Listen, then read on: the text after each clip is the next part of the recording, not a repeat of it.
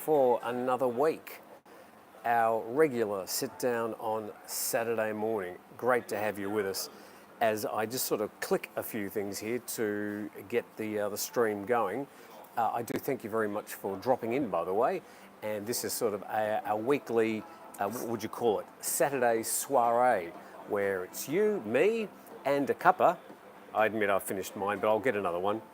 And we've got a few things to talk about today. We're going to have a talk about the long-term visas, not so much the specifics about the visas, but more about what's actually happening with these particular visas and are they going to be successful? I think that's important, and to try and measure them against some of the other options that are currently available. Also, we have to talk about the big story this week. Well, it's sort of big from a point of view of the political situation, and also a lot of people that are starting to invest money, and that's the weed issue. And I've put one story in there. I'm calling it the weed killer, because we're actually in a situation where I think we're going to see quite a big reversal of the situation that was existing. Can't quite get my camera at the right angle and try that for a while.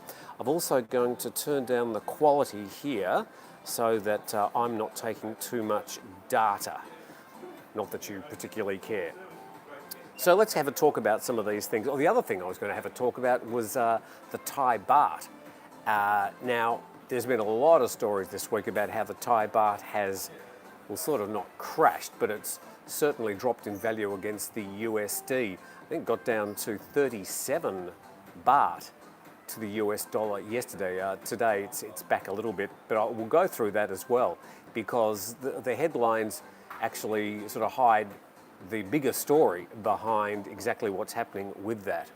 So as I promised yesterday, I'll go through the questions that people sent in yesterday first, and then we'll get to your questions on today's program. How can I do this? I can put that in one corner, and then I can put that in the other corner. Oh, look at that. Wow, amazing. All right. So Skip McIlvain sent in a question, and he said, any chance you could go over to Layan Beach and see what's up with the restaurants being evicted? The news reports say it's mostly places 3 kilometres north of the Mervyn Pick, but we asked 3 of our favourite restaurants last night and they say they're allowed to stay. Okay, just to explain, here in Phuket, you've got along the west coast a whole string of very, very nice beaches. Up in the Bang Tao, the Laguna area, there's also Layan Beach, which is mostly Crown land. Now, over the years, they've tried to evict some very opportunistic entrepreneurs that have set up restaurants, you know, the sort of the feet in the sand type restaurant, little bars, been a very pleasant place to go. The problem is that they've noticeable degradation. Okay. So, yeah, tell me if there are qualities in... Okay, all right, just trying to sort of figure out my technical stuff, because I'm trying to think of what to say and reading the questions, and my brain's only very small and can only cope with one thing at a time. But they've tried to evict these restaurants many times. The bigger restaurants, and there's a few of them, I'd like to name them, but I won't. But you know who they are if you've been to Phuket and headed up to that area. They have perhaps made some reparations to the local constabulary to get a blind eye turned to their eviction. But the long-term residency of any restaurant or bar along there is quite difficult, because it is Crown land. So there will be these ongoing evictions and people arguing and people going to court. But I think you'll see another clearing out from this week's actions. So that's the best I can tell you about that one. Tim, what happened to the years of drainage improvement? Okay, I'll get to the questions that were sent yesterday before I get to your questions today. Antoine, hi Tim, can you give an update on the Personal Data Protection Act in Thailand, which went into force on June the 1st, 2022? I live in Thailand and didn't notice many changes. Well, you probably won't, because most of the websites, particularly overseas websites, have already enacted privacy policies, and they have to actually list the privacy policy on their websites. What it's done is it's forced Thai companies to also have to put privacy policies in place. So you'll find that there's probably not many things you need to worry about or any big changes. The government already has its Computer Crimes Act, so it can act on what it considers violations of people's privacy, or when it comes to breaking any laws here in Thailand. So you probably won't really notice much difference to the PDPA here in Thailand. Companies in that country, though, will now have to make sure that they comply. But as I said, many overseas websites that you probably already use are already complying. Alan Smedley says, no question, just a comment. Every time I watch your channel, I notice the subscriber count going up.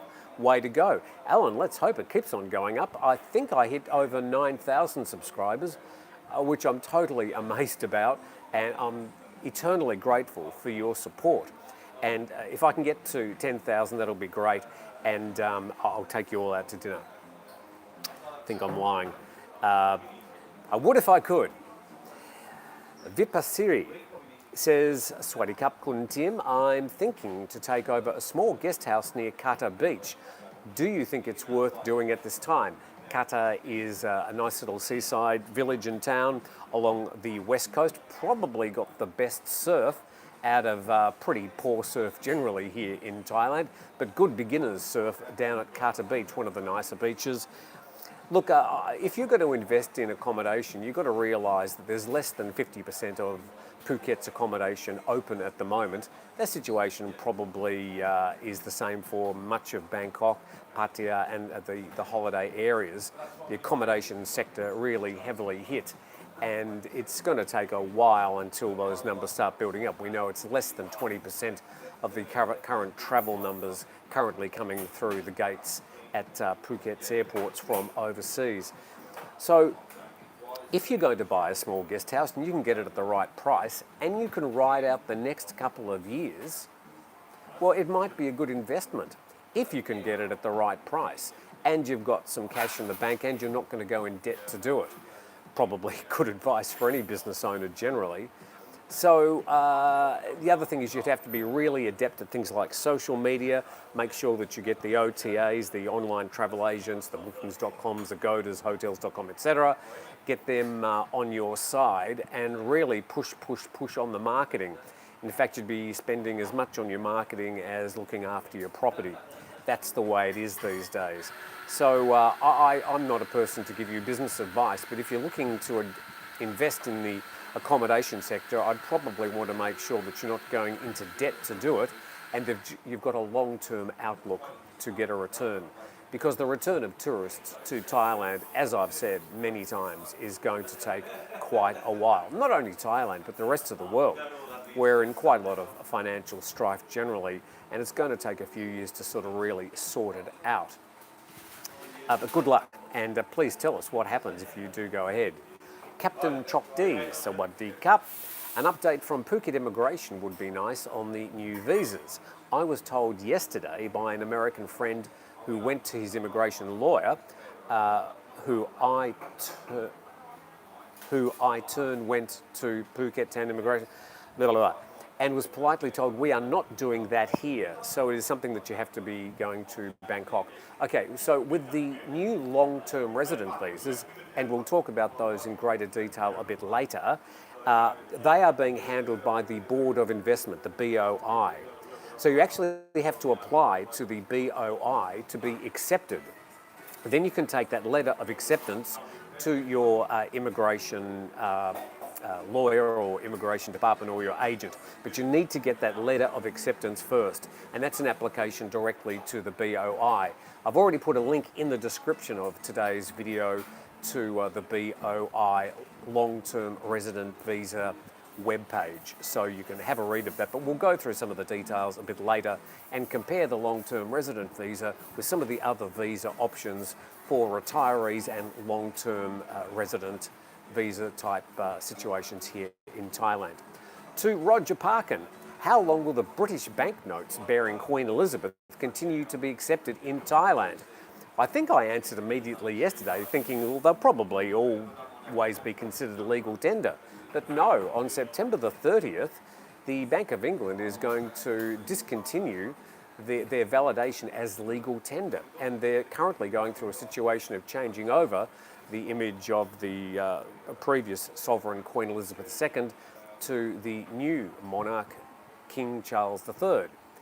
Still find it difficult to say that. So it looks like September the 30th is the D-Day for the acceptance of legal tender.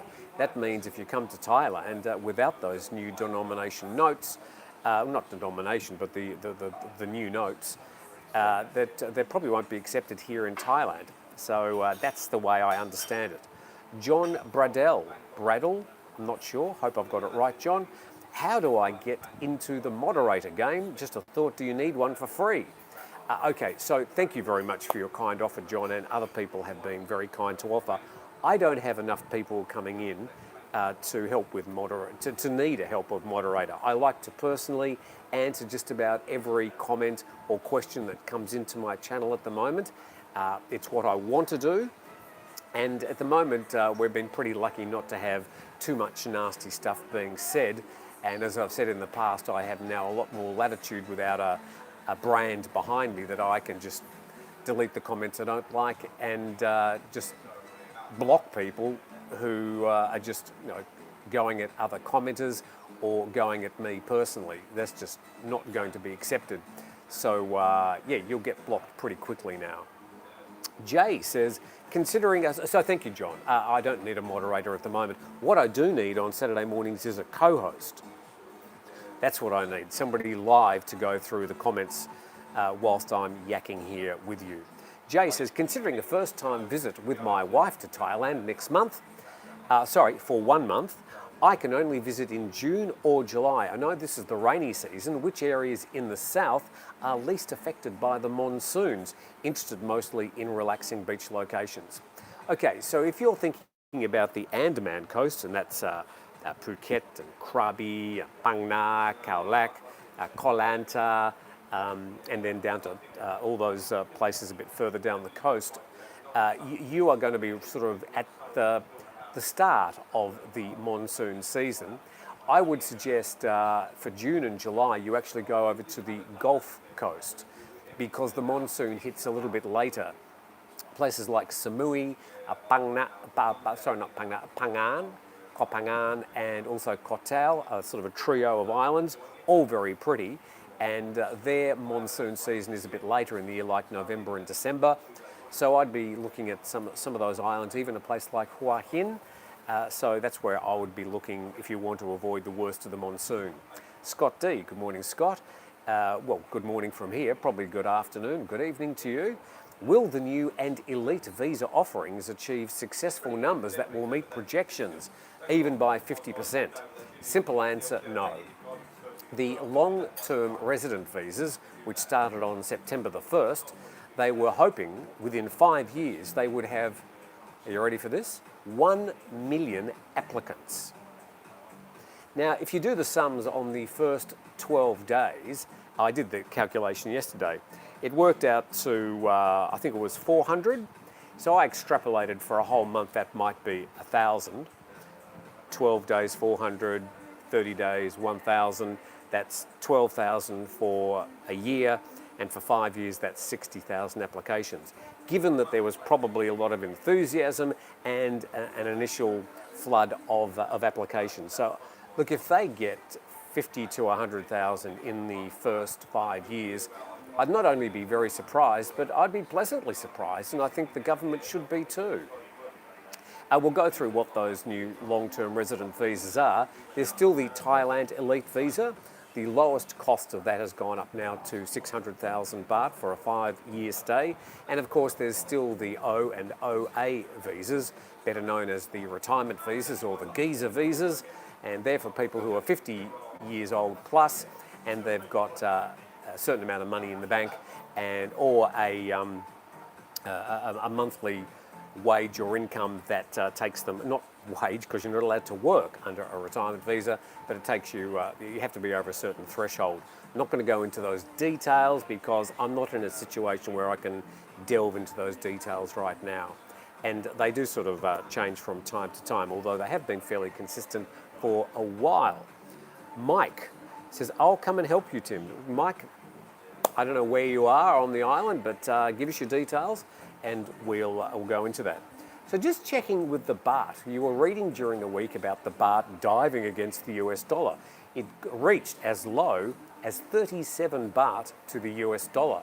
Now I've known it to be even up to 29 Baht in the US dollar, but now, yesterday it got down to 37. I think this morning, I've checked, 36.8 Baht to the USD this morning in, it'd be late evening in America, of course, for Friday. But it's only the USD that's really affecting this. So the Baht has not devalued as much against other currencies. In fact, it's quite the opposite. If you check it to the euro, currently it's 36.8, which is almost exactly the same, meaning the euro and the USD are on parity at the moment. So with the euro, it's been much the same within a Baht or so ever since March this year. With the British pound, one British pound is valued at 42 Thai Baht.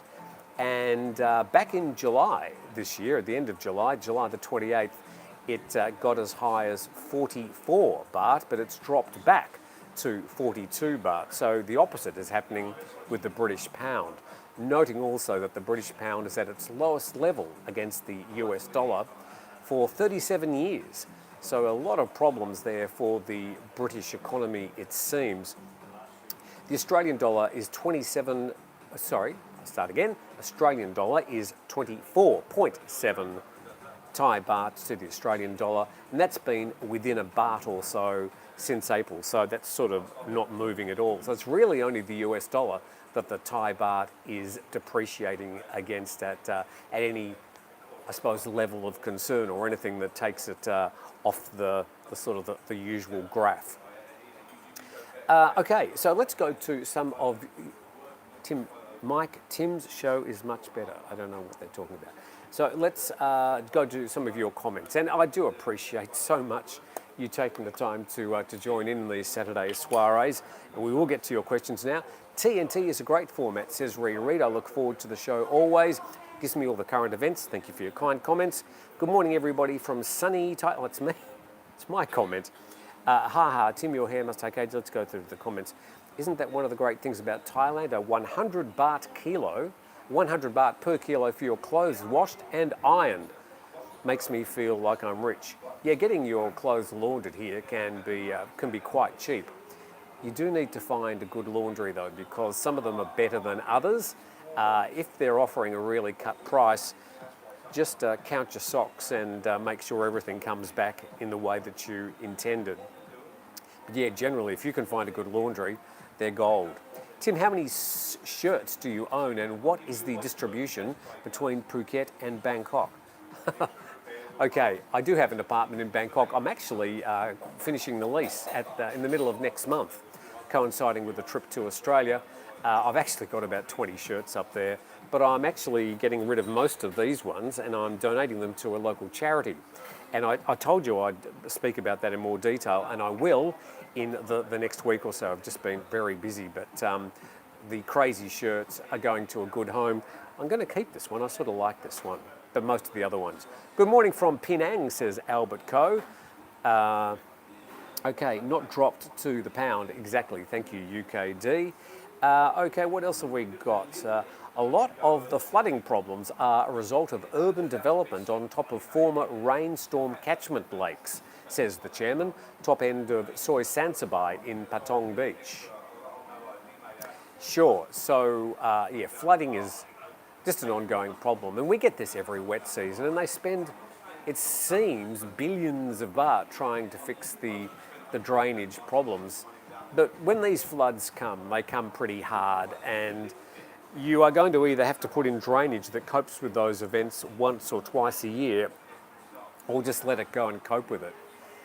The problem, though, for a place like Bangkok, which is slowly sinking, is that you've also got rising seawater, generally at a much slower rate. And it seems, certainly the last 2 years, that the torrential rain is more torrential, in that if you have a look at the graph of the amount of rain dropping onto Bangkok over the past 2 or 3 years, it's been steadily rising. This year, as I mentioned, some areas got up to 140 millimetres within a couple of hours, which is like truly torrential rain, tropical rain. Well, we're in the tropics. So this is actually going to become quite a big problem. So either, and they say, well, they're going to put in more pumps to pump the water out. But once the water's come in, it's already done the damage. So they're either going to have to move parts of Bangkok, they're going to have to build extensive levees, they're going to have to probably talk to people in the Netherlands and use some of their technology that they've rolled out over the past 50 years to mitigate rising waters. They're actually going to have to do something that's going to cost a lot of money and a lot of commitment. And there's no use, once the water's come in, the damage is already done. So bigger pumps and bigger drains and blah, blah, blah, that's not really the solution. That's just a Band-Aid. My thoughts. Eddie MD, I'm planning to go to Thailand soon. Any recommendations to go outside of the usual Bangkok, Phuket, Chiang Mai and Koh Samui? Well, just around Samui, you've got those other islands, Koh Phangan and also Koh Tao. They're both really nice places to visit. Koh Samet, Koh Chang, both really nice islands if you're into the island stuff. A bit closer to Rayong and Chonburi up in that area. There's also some beautiful islands just off Trang. And I've visited those. I've got some very funny stories about Koh Kradang and a snake. Not that there are many snakes. It didn't attack me or anything, but it was in my room and it was a constant reminder for me to not sleep during the night. But there are so many great places. Kanchanaburi, that's really worthy of a visit. I think that's a very beautiful part. Up around Kon Kan and Loei, up in Isan, you get around the Mekong, there's some lovely little towns and areas. And also Chiang Rai, and up north of Chiang Rai, some great sort of hikes and rafting and things. Probably just get onto Mr. Google and see which places look right for you. Okay, some more comments. Hi Tim, finally made a live show. Enjoying the show. Hi Nigel, thank you very much for joining in. And what else have we got? I agree that the return to tourism to Thailand will be a long haul. Hi Tim, question, says Michael. Regarding your piece on the weed killer situation, does this mean until a cannabis bill is passed that the situation, as it has been since June, will remain the same? Okay, Michael, this is a really good question. And understanding the rules of YouTube demonetization, I'll sort of canvass my words quite carefully. But the situation is on June the 6th, they changed the law to put cannabis into the list, take it off the list of illicit drugs in Thailand, effectively decriminalising it. However, there wasn't any rules, guidelines, new laws or changes to the existing laws enacted in Parliament to provide a framework. Now, because they didn't give much information out, there was just a general assumption that it would allow a free-for-all. The government said at the time, it's only going to be effective for cannabis with a THC level of 0.2% or lower, which of course doesn't include the stuff that makes you feel good or get you high. So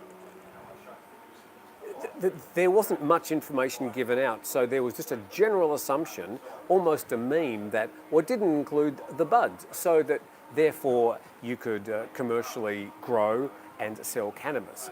That's not the case, and that's never been said. In fact, the Public Health Minister, Anutin, who's tried to push this all along, has come out and said that is not his intention, and he does not want that, and he does not want tourists coming to Thailand to think that it's the new Amsterdam.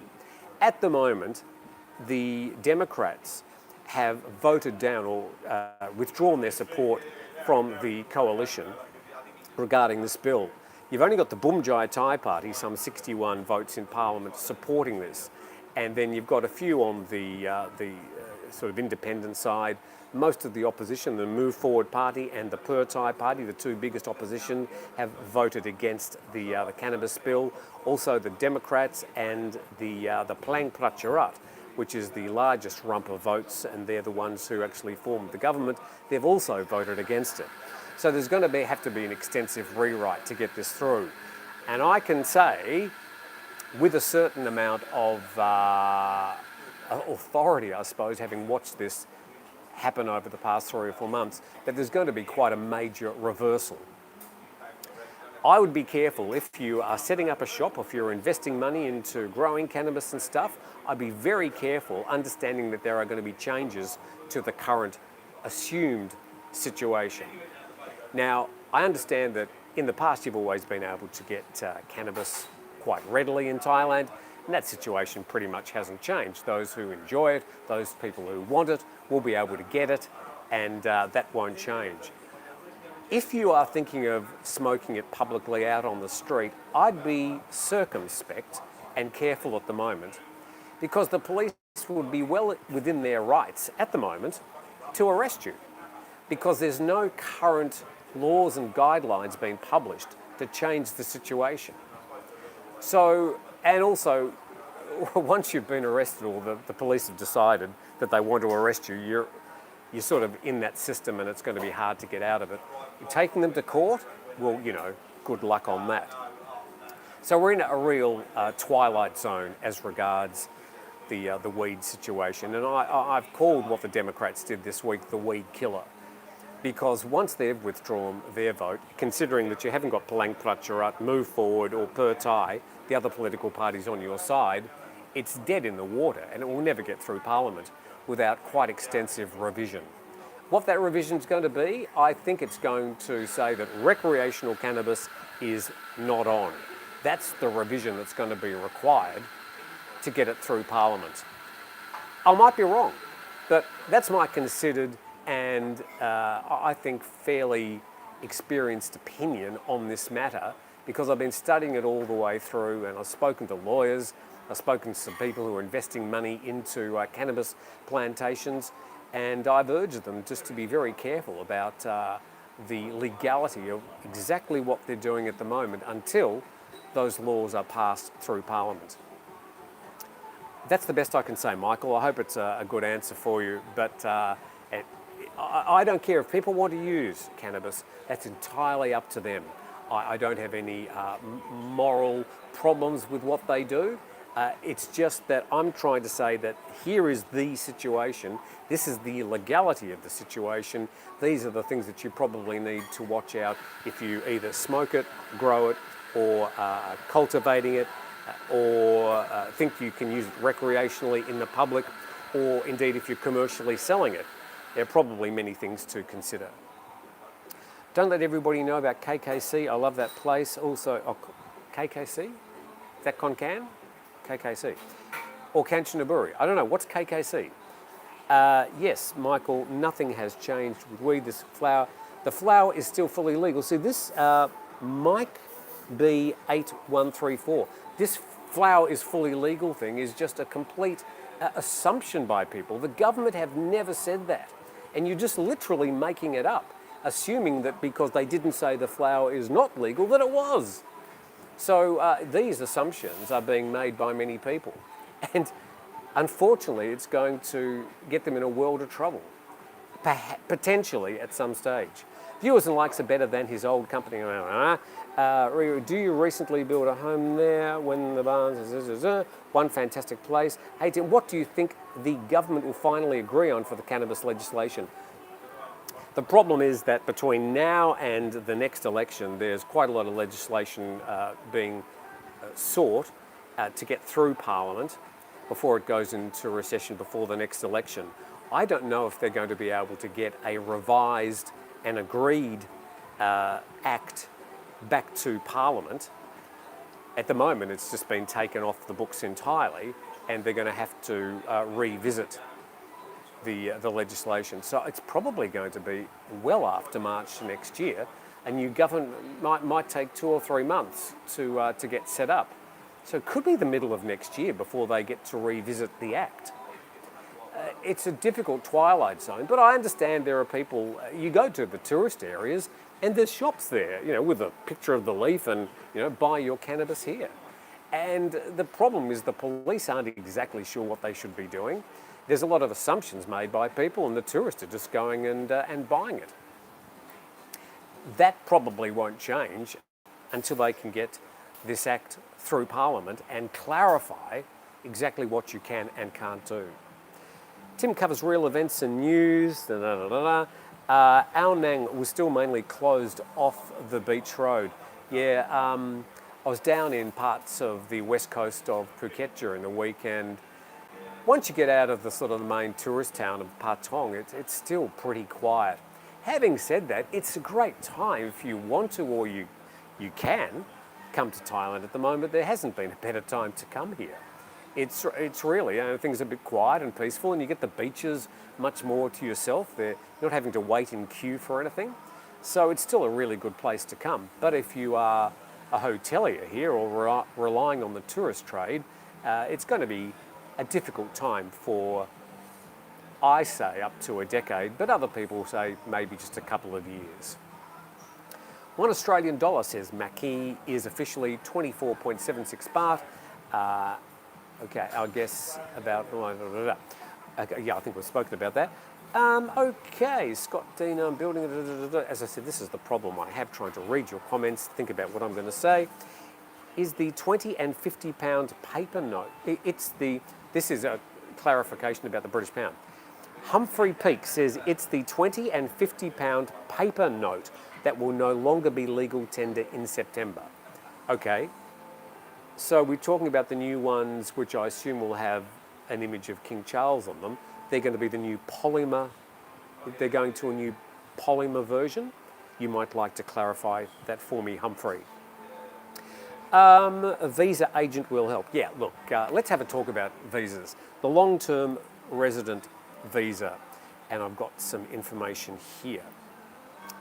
If you are looking at the long-term resident visa, and that covers wealthy global citizens with at least 1 million USD in assets, wealthy pensioners with a personal income of at least USD 80,000 a year at the time of the application, or a personal income between $40,000 and $80,000 per year, and you have to be, as I said, there's a link in the description of today's video if you want to read this document. I'm not going to go into all the details now because that'll be boring for many of you, but I just want to talk about how it fits into the whole visa landscape. Professionals, and in both those cases you'll need to have a personal income of a minimum of US $80,000 a year over the past 2 years. So as I said, link in the description if you want to read all the details, whether you qualify for these long-term visas. The way that you go about it is, number one, you register and submit online an application for qualification endorsement for the long-term resident visa and supporting documents. And that's made through the BOI. Within 20 working days after having received the complete documents, applicants will be notified of the result. Then qualified applicants may then proceed with applying for a long-term resident visa at a Royal Thai Embassy or a Royal Thai Consulate overseas or immigration offices here in Thailand within 60 days of the issuance date of that endorsement letter. The processing fee for the 10-year visas with multiple entry is 50,000 Thai baht per person. And applicants who work in Thailand may collect digital work permits at the Department of Employment or at a one-stop service centre for visa and work permits. Okay, so that's generally the process. So you don't just go down to your immigration office and say, I want to get a long-term resident visa. You're going to have to apply online through the Board of Investment, the BOI. And as I said, I'll say it again, there's a link in the description of this video. So hopefully that answers the questions. How does this long-term resident visa fit into the general landscape? You've also got the O and the OA visas, which are for retirees who can't work, and that is something that you have to renew every year, and you've got to do 90-day reporting. It's been around for a long time. They've clamped down on the qualifications. They've always been there, but now they're actually clamping down on those qualifications. The other spectrum is you've got the elite visas, Thailand Elite, and if you type in Thailand Elite visa, it'll take you to their website if you want to read more. It's a once-only payment, and you get to stay for 5, 10 or 20 years, depending on how much you pay. The cheapest Thailand elite visa is 600,000 baht. Again, you can't work officially with those visas, but they do a lot of the hard work for you. They do the 90-day reporting for you. They'll pick you up at the airport and a host of other sort of odds and sods and optional extras that they give you. So you've got the O and OA visas, the retirement visas.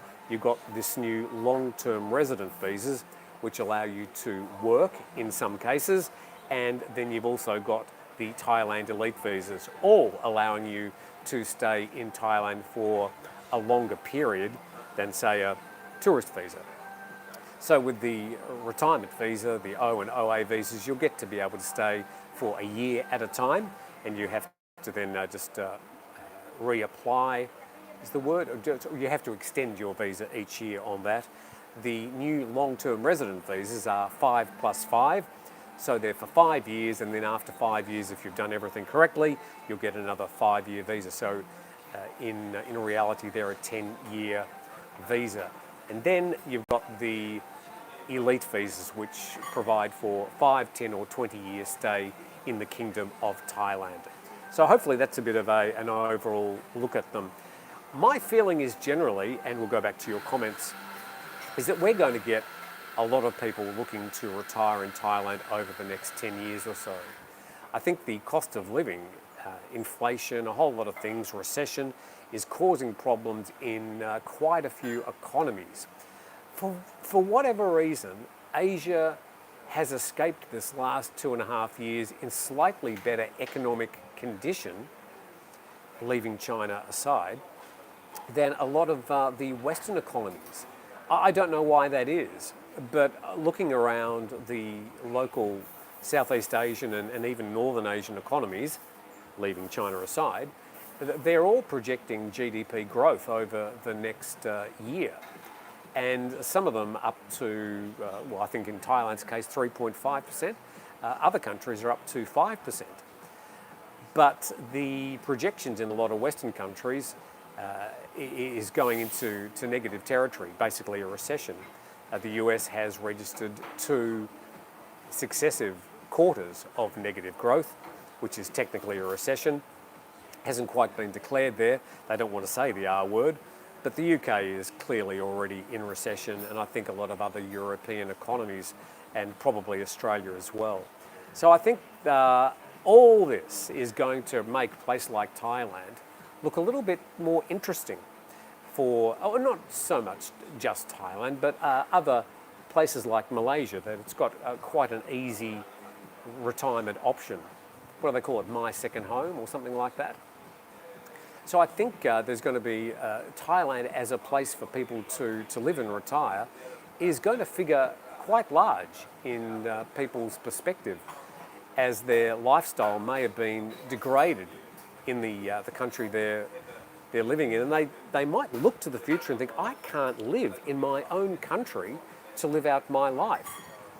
Whereas you might be able to do that in Thailand quite cheaper. Now, forgetting the stumbling blocks of actually having to apply and get your application through, once you're living here, you can live quite cheaply. As we've said in the past, you can probably get away with minimum, like a bare minimum of 30,000 a month. But if you've got something like 80 or 100,000 baht per month, you can live very, very comfortably indeed. So that's just my perspective on it. I think we're going to get quite a few people retiring or looking at long-term visas here in Thailand. And yeah, good luck. Good show. So worth to push that like button. Thank you, Frank in Thailand. Sorry, Tim, but it sounds like you may have that backwards. If there are less Thai baht to the US, that means the baht is worth more to the value of the US has gone down. No. It used to be as low as about the 29 or 30 baht to the US dollar. Now it got up to 37 baht to the US dollar. Yesterday it slipped back to 36.7 or something today, because Mr. Google pays me in US dollars, That's good for me. And people that are getting US dollars into the country, that's good. You're getting more baht for your US dollar. But it will be causing problems for some people. As with all these currency movements, there are swings and roundabouts, there's winners and losers. Just in this case, the US dollar being valued higher than the Thai baht is good for me. US dollar might be 20% higher, says Frank in Thailand, in value, or euro 20% down, depending on opinion. A good life. I thought it was maintain an 800,000 baht balance in the Thai bank and $2,700 a month income. I think you're talking about the retirement visa, the O and the OA visas. Yes, you do have to maintain a certain level of income in your Thai bank account, and that needs to be in the bank when you reapply each year. Again, you need to read the details on that or contact a visa agent. I recommend a good, qualified, reliable visa agent for a lot of these big life decisions.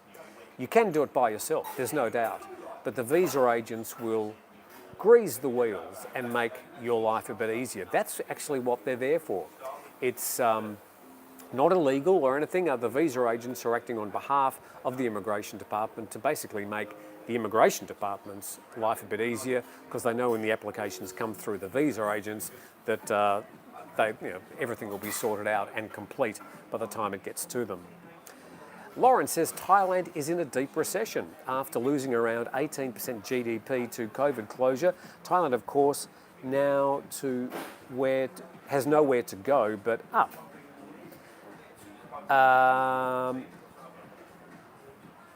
UK GDP Q2 results were growth 0.5%, so no recession.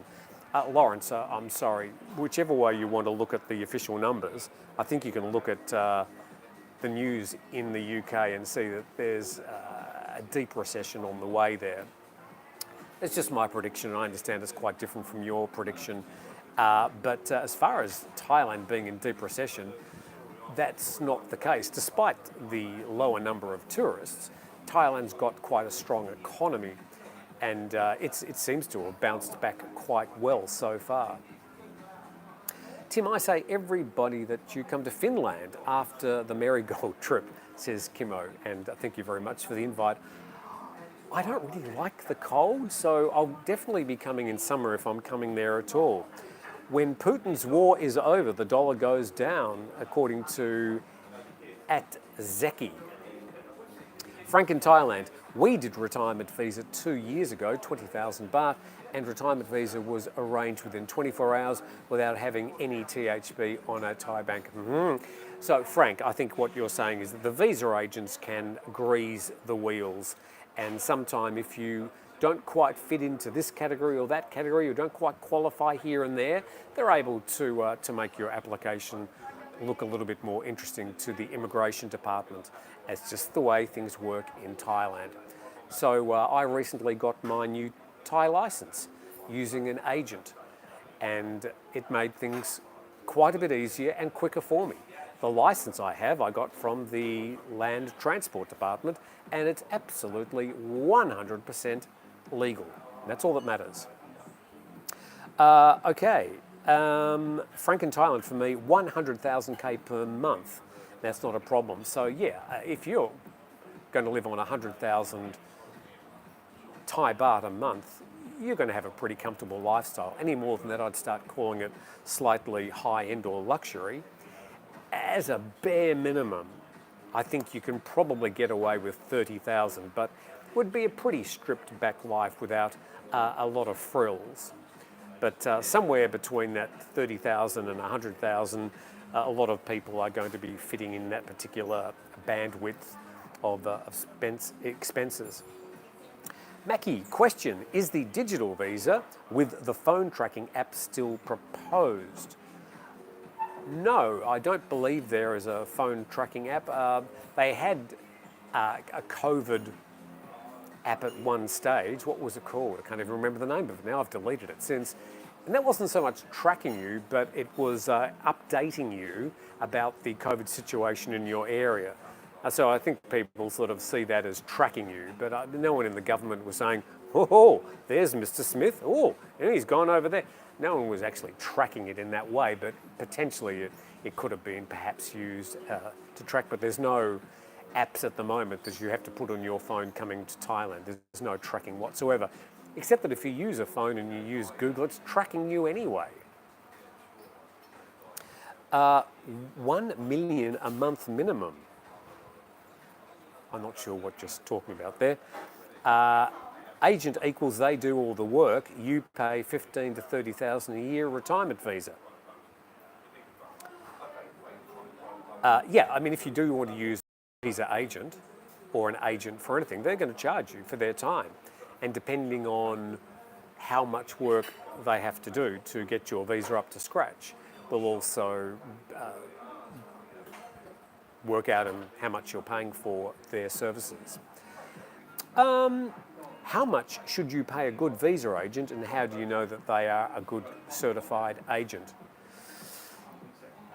Look, you're going to have to ask your friends. There's no list on the internet listing certified visa agents. Having said that, I am setting up a business, which is basically a sort of a retirement concierge, which will list people who I believe are honest and reputable and professional, and I hope to get that up within the next month or so. And so people will be able to go to that website or whatever link it will be and get information with people who I've either worked with, who I believe are reliable, and with a list of some of the costs of their services. Also an insurance agent who I've just had a talk to this week, who I've done a deal with, who will be able to promote their insurance products, who once again I've used them and I trust them, and they are quite focused on people, foreigners coming to the country, and the services of insurance that they need. So that's sort of coming up in the next month, because I know a lot of people ask these questions. How do I find a good visa agent? How can you trust people? I think one thing about Thailand, people ask questions that require a black and white answer. And usually the answers in Thailand are just a million shades of grey. So it's very difficult when people say, I want a yes or no answer, can I do this? The answer is always, maybe. Is prostitution legal in Thailand? Yes and no. Can I smoke weed in Thailand? Not quite sure. I mean, it goes all the way through a lot of things in Thailand. A lot of common sense needs to be used if you want to come and live here, because the government's not really going to make things that black and white for you until you run into a situation where it has to be black and white. So a certain amount of common sense and understanding of Thai culture is required to live here. And in inviting the world to come and retire in Thailand, I would warmly recommend that if you want to think about living here, that you come here for at least 1 or 2 months before. Come and get your 45-day stamp for a tourist arrival with a visa exemption, and then extend that for another 30 days, and go around to 4 or 5 places that sort of you've heard about or sound interesting to you, and spend 2 or 3 days, have a talk to some locals, line up some people that you trust, line up some of the YouTubers who you've watched and have a talk to them. Get some people who have lived here for a while and get their varying opinions. Don't speak to one person, speak to 10. And then after a couple of months, you can decide whether Thailand is for you. It's not for everybody. There's a lot of things that you won't like about Thailand. A lot of things you will. So you just need to understand whether the things that you like outweigh the million little annoying things that sometimes worry some people more than it should. Scrolling down, legal. Well, in Thailand, the agents pay most of their income of, say, 30,000 baht to immigration officials. Ask any legal person. Yeah, I mean, the visa agents are acting on behalf of, the visa agent, they're acting on behalf of the immigration department. They're sort of an intermediary, and there are commissions paid. As I said, it's a way of greasing the gears, oiling up the process to make sure that your visa gets a big tick on the bottom of it. And people say, oh, this is corrupt, and it's not corruption. This is the process, and it's absolutely legal. And the piece of paper and the stamp you get in your passport is 100% legal with most of these visa agents, but do make sure you get somebody who's reputable. That means get a recommendation from somebody that's used their services or a couple of people that have used their services. There are scammers around, there's no doubt about that. Just answering a Facebook post is probably not the way to go about getting your visa for your life in Thailand. Okay. Oh, all the questions gone. Oh, they're back again. Brown envelopes work well in Thailand. Well, yeah. I mean, I understand some people might find the process unseemly, but it's just the way things are done here in Thailand. These visa agents are legal. The commissions they're paying or the fees they're paying to immigration are basically legal fees. They're fees that are making things happen for you. Make sure, at the end of the day, just make, this is what you're spending and this is the stamp you're going to get in your passport. They're the only things you really need to consider. Make sure that stamp is legal. You can do all these visas by yourself. You don't need a visa agent or a lawyer. So you can do them, or you can apply to the Board of Investment by yourself and you can get a long-term resident visa without a visa agent. Easy done. But you have to do all that work yourself and you're going to have to basically meet all the qualifications 100%. A visa agent may help you get around some of those particular, you might have more of this or less of that, that'll help grease the wheels. Tim, we're dealing with an immigration lawyer who has a fiduciary requirement to their client be safer to use than some random guy who calls himself a visa agent. You don't go to some random guy or random lady. You need to make sure the lawyers can be hit and miss too. So yeah, a lot of lawyers act as visa agents. The visa agents usually just concentrate on just doing visas though. But yeah, use a qualified or recognised or reputable lawyer. That's a great idea too. Rick says, I've been here forever equals easy living, cheap. Great, thank you. Frank in Thailand, 43 solar panels, 4 wind turbines that 4 usually aren't turning, not enough wind. Again, I've obviously missed that conversation. Ian McNamee, living on 30,000 baht a month and living on 80,000 can also affect your opinion of living in Thailand long term. Yeah, if you're living on 30,000 baht a month, so your life is going to be fairly stripped back without a lot of the frills. Living on 80,000 baht, after a couple of years, you're probably going to have a better impression of living in Thailand. I also worry about a lot of people that do come here because they think it's going to be a cheaper lifestyle. In many cases it is. And they think life is going to be rosy. But they end up sort of, I don't know, maybe going down to the bar every night and swinging their legs under the bar stool and talking to ladies. A few people rip them off and they sort of fall between the cracks and they don't feel inclined to want to call for help. But some of them can end up in a pretty bad situation psychologically and physically. And I do worry about a lot of those sort of long-term expats that do sort of fall between the cracks. If you're going to come here, make sure you've got something to do. And if you don't have the opportunity to work, then make sure you get involved with a good network of people and try and get some a new network of friends beyond just the bar scene.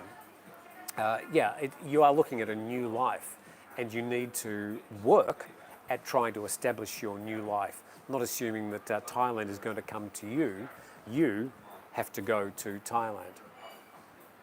Frank in Thailand, with the help of a good agent, you won't need 5 trips to immigration. Exactly.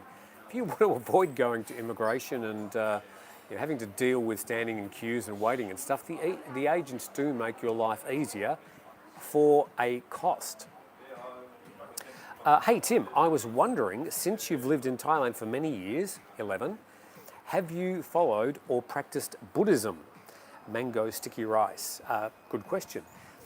I've had an understanding of Buddhism for many years before I even came to Thailand. I studied comparative religions for 2 or 3 years, 30 years ago. I haven't got involved in Buddhism beyond visiting a few temples with friends for the odd funeral or a special Buddhist holiday or occasion. I'm not a religious person. I'm atheist, but I understand the principles of Buddhism, and I also note that the principles of Buddhism versus the way a lot of Thai people act can sometimes be contrary or in conflict. But no, I haven't become a monk, although I've got the right hairstyle. I don't look good in orange, but I acknowledge and appreciate the Buddhist way of life. I wouldn't necessarily call it a religion. It's quite different from the monotheistic religions of, say, Christianity and Islam, and it's more sort of a code of ethics for a way of life than acknowledging one sort of a sovereign person in the sky. But thanks for the question. No, I haven't really gone any further than just acknowledging that I live in a principally Buddhist country, and I acknowledge and understand the different religions. Where I live, there's about a 30% Muslim population, and had zero problems. In fact, I love their breakfasts. If you want a good, cheap, very tasty breakfast, go to a little Muslim restaurant near you, and like for 20 or 30 baht you can get roti and like a chicken curry.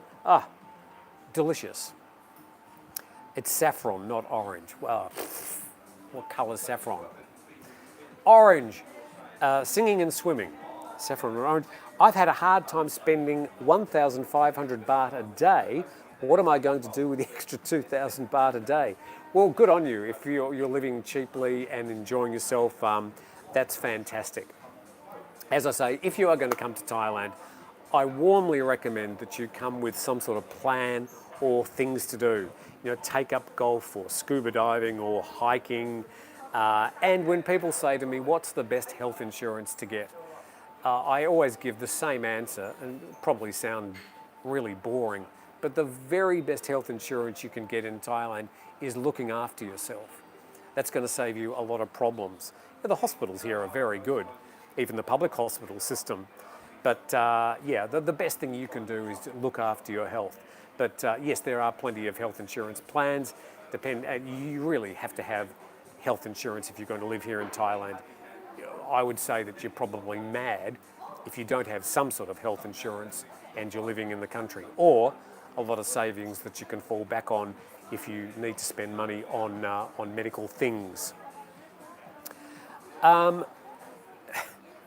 show that one. M. Miranda says, I like picking up women. Good for you. When you say picking up, not in a kidnap sort of way, we're talking more of a bar chat sort of way, I certainly hope. Hello, Tim. Did you get your superannuation from your home country when you retire? I actually cashed in my superannuation before I left the country. It was all private superannuation, and it allowed me to live the first couple of years here before I started working and getting any sort of income. Getting a pension from my home country is actually, talking about Australia, very difficult and becoming increasingly difficult. For me, I've gone through this over the past year, it will be impossible for me to live in Thailand and get the pension that I may have been owed after I'm 67 years old. So everything I do here in Thailand, I'm having to fund myself. This is part of it. I'm hoping to grow the YouTube channel so that I can provide some good, reliable information, and that hopefully Mr. YouTube will grace me with a check every month in those US dollars, valued at 36.7 baht at the moment. Pretty easy to spend money in Bangkok, says Big Y Dave. A Mexican Independence Day last night, mojitos, great fish tacos, high above the beautiful skyline, 4,000 baht. I'll teach you how to spend money. Yeah, look, you can spend money. I always say that there's a lot of disparity between a cheap life here and an expensive life. You can live the really high life and live it well in a place like Bangkok, or you can live it quite conservatively as well. Living in Bangkok or Phuket or Pattaya for 30,000 baht a month is going to be more difficult than if you're, say, in Khon Kaen or up in Chiang Rai or up in Kanchanaburi or any of those other lovely little Isan towns. where 30,000 baht will go a lot further. Vaxxed or not, except that many, obviously Frank's answering somebody's question. How are we going, by the way? We've got 323 people online. Bless you, thank you so much. We've been going for, an hour. So I'm going to do 3 more comments or questions, and then I'm going to get out of your hair. You can get out of my hair. And yes, we'll go about our Saturdays. No plan is the best way to travel, says Kimo. Yeah, look, I understand that that's sort of a nice idea on paper. I sort of like being a little bit more organised. I like to know where I'm staying and where I'm going and where to pick up the car and have a map ready. But if you do come to Thailand with a wad of cash, with some sort of fairly long-term visa already organised, yeah, you might have fun just sort of following the wind around and seeing where you want to, well, what you want to do and where you want to do it. Not for me. Okay, what else have we got? Dark Brother says it's 70 baht for a beer and 50 baht for a meal. How do you even spend 1,000 baht a day after paying rent? Well, the thing is, if you pay 50 baht for a meal, you are clearly eating local food. And you can get some very nice Thai dishes that you're going to be paying 10 or 20 times more for in a Western country. I know in Australia, most of the Thai restaurants are sort of slightly high-end, and you'll pay 20, 30 baht for a serving of pad Thai or a curry or something, whereas here you'll get the same thing for 40 or 50 baht. Now you can pay a bit more if you go to a nicer little Thai restaurant. It might be 80 or 100 baht for the same meal. If you want Western food, you're going to be paying probably more like 150 or 200 baht minimum for any sort of Western meal, probably closer to 300 or 400 baht if you want a steak. So yeah, you can live quite cheaply. If you want to eat Thai food all the time, yeah, 50 baht a meal. Easily done. I sort of do like a bit of a Western fix every now and then, and I cook at home as well. Badly. I'm the worst cook in the world. But sometimes I just like a good roast lamb on Sundays, for example. Half of the peeps don't like the show, says Frank in Thailand. Oh, okay. Great live stream, says Scott D. Thank you very much, Scott. Appreciate that. Now, just before I go, is there anything I was going to talk about that I haven't spoken about? Long-term resident visa, weed, the Baht, and the questions. And I've done all that. Cat food alone is like 4,000 Thai baht a month. We do have a lot of cats. Yeah, how much do I spend on cat food? I've got 2 cats and they have a little meal in the morning and a little meal at night. I don't know. I don't think it's 4,000 baht a month. No, it couldn't be anything like that. They eat okay. They're still turning up each morning and every night for a meal anyway, I know that. And be aware that if you do live here, there are some animals which might just adopt you, whether you want that or not. So that's one of the joys living here. The 2 cats I've got at the moment, I inherited one. It used to be the office cat that they were going to throw out the door. So I've still got Dusty with me some 4 years later, and Dina, she just turned up and decided to stay. So the animals, they sort of usually find you. What? We had 50 cats, now about 35. Good God. Tim said 30 baht for a meal in Australia. No, I didn't. $30. Well, I should have said, if you want a Thai meal, you're going to be paying $20 to $30 per serve in Australia. I know. I used to love Thai food before I came to Thailand. It's probably gone up since that as well. Australian pension scheme sucks, says Gunnar. I think a lot of people would agree with you. It's become increasingly complicated, and if you are thinking that you're going to retire in Thailand with your Australian pension, I can't speak for the other pension schemes in other countries. You really need to do your sums and make sure you've got some good advice and have, I think, at least spoken to the Social Security Department there before you decide to leave the country and assume that they're going to send you a cheque every month.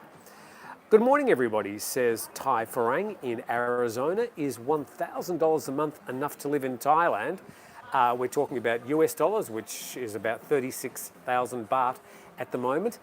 You would manage, but just barely. You wouldn't have a great life or a luxurious life, but you'd get a room and you'd eat and you'd probably be able to have a few beers a week. 36,000 is sort of a minimum, I would say, for life here in Thailand. One more question, and this is from Thai 2112. When will Thailand stop asking for proof of vaccination? Was asked by check-in desk at airport before flying from the UK. Yeah, at the moment, if you want to come to Thailand, you're still expected to either be vaccinated. Exactly what that is, I think it means at least 2 vaccinations of or any of the vaccinations now. Or you can do a PCR test or a supervised ATK test in the 72 hours before you leave. So you're not required to be vaccinated to come to Thailand, but if you're not vaccinated, you are required to have that PCR or ATK test 72 hours. It needs to obviously be negative before you get on the plane. Depends on the check-in counter, depends on the airline, and they're also doing some random checks, I understand, at the airport in Thailand for those people that don't have vaccination certificates. That's currently the situation. I think a lot of countries will maintain that for the immediate future. I mean, my vaccinations are now, 2 years old. I should check the vaccinations, see what it says. It's always in my bag. What is it? The date. Yeah, more than 2 years old. So the actual vaccines are probably doing little to help me now, but that's the requirement. So I'm not here to say whether it's good or bad, whether I agree with it or not. All I can say is that's the current rules to get back into Thailand. Most important things in life are not those you get for money. Probably good advice, and I thank you for imparting that with us. Makeshift, love the show. Question, how is the flooding in Bangkok? I'll be there in 4 days. Thanks so much. Okay, final comment about the floods. There was I suppose what you'd call a perfect storm about 2 weeks ago. It coincided with a king tides in the Gulf of Thailand, which are obviously pushing water back up the Chao Phraya River. Flood waters flowing down from central Thailand down that same Chao Phraya River, and also coincided with torrential rains in Bangkok. You put those 3 things together, there was major flooding in parts of Bangkok. There are 6 districts, I understand, in the Lat Prabang district. That's just north of Suvarnabhumi Airport.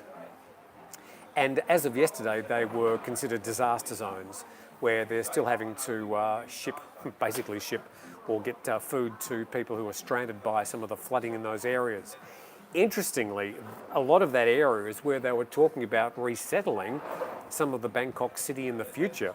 It's a good 10 kilometres inland from the Gulf of Thailand. It's probably a good 10 kilometres east of the Chao Phraya, and yet it's the area that's still suffering a lot of the flooding.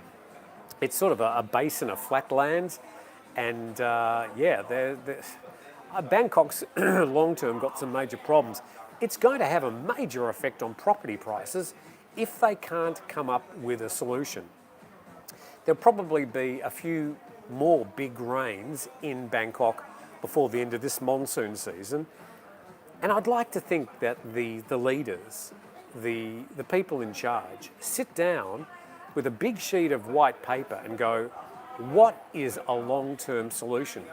Because just pumping the water out more efficiently, or lining up as they were during the week with 30 boats turning their propellers on, trying to push the water back down the Chao Phraya, these are either useless or very short-term solutions. So Bangkok really has to come up with a major long-term 20, 30, 50-year plan to either move parts of the city or come up with some sort of way of mitigating the floodwaters getting into the area in the first place. Just the rising waters in the Chao Phraya and the sinking of Bangkok's only one problem, because with those torrential rains, which appear, if you look at the graphs over the past 10 years, to be getting heavier, then you've still got that water falling on the city and you've still got to get rid of it. So a lot of problems for Bangkok to sort out. Okay, there we go. So thank you very much, everybody, for joining in. I'm really grateful for the time that you spend with me during the week.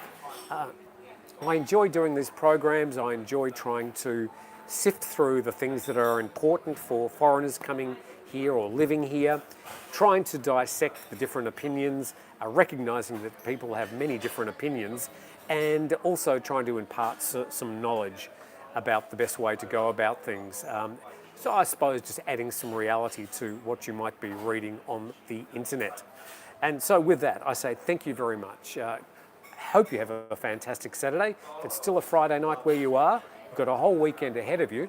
I'll be back on Monday at 9 a.m. or thereabouts with another TNT, but from Phuket on a, as you can see out the window, nice sunny day.